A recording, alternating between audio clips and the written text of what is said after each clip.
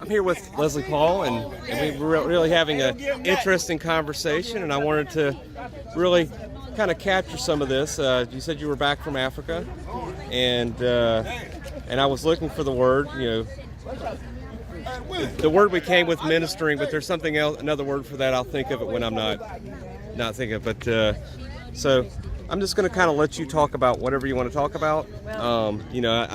Just to kind of recap some subjects is, you're back, you've been giving back to the community, taking pictures, and part of sharing with the broader community that about a subject that for most folks is invisible or misunderstood. Absolutely. Well, 10 years ago, God put on my heart that I had a vision, actually, that I would be standing on top of a garbage dump with Jesus and, feeding children. Well, it took 10 years for it to come to fruition, and instead of staying for 2 months, I stayed for 4. God showed up in such a powerful way. There were 52 men in one prison that gave their life to Jesus all in one day. We went back and gave them Bibles and then brought humanitarian aid, oil and flour and toilet paper. Right. And, went into the slums to feed the children. And I got to tell you, what you're looking at right now is someone who's homeless. So if God can take me to Africa for 4 months, God can do anything. Right. For anyone, anytime, anyway.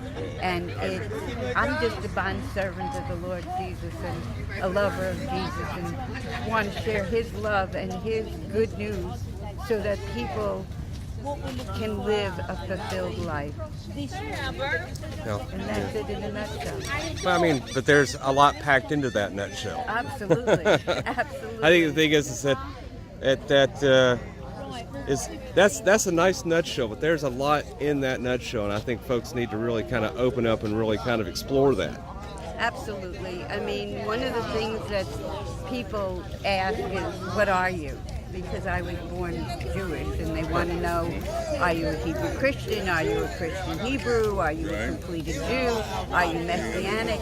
And I just tell them I follow the teachings of a young Hebrew carpenter who specializes in home improvement.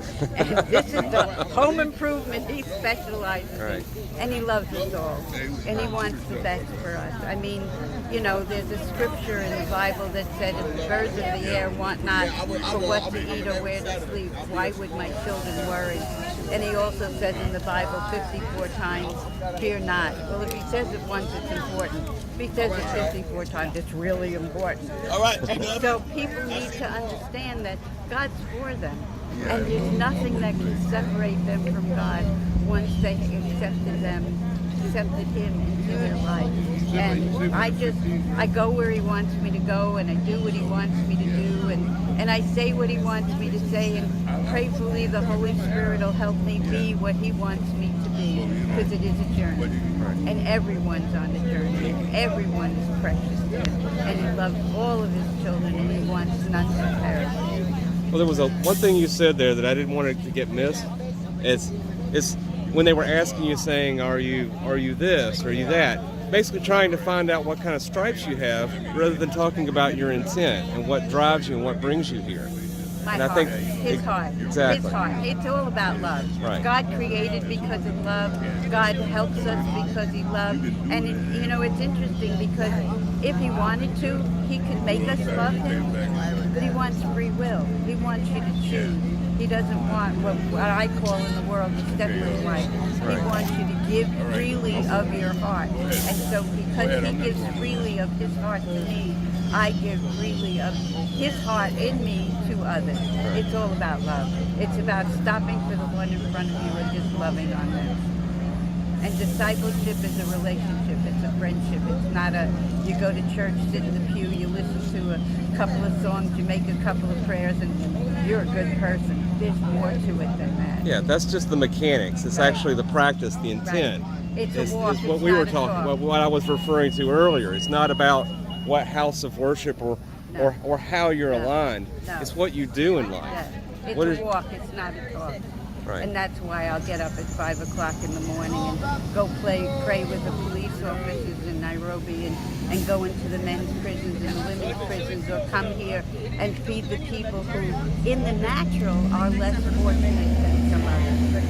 And God can do anything, anyway, anytime, and change it all around, and He does. Because He doesn't leave us. He says we'll have trials and tribulations. He doesn't say it's going to be a bed of roses, but even roses have thorns on the stem. Sure. And so He doesn't leave us.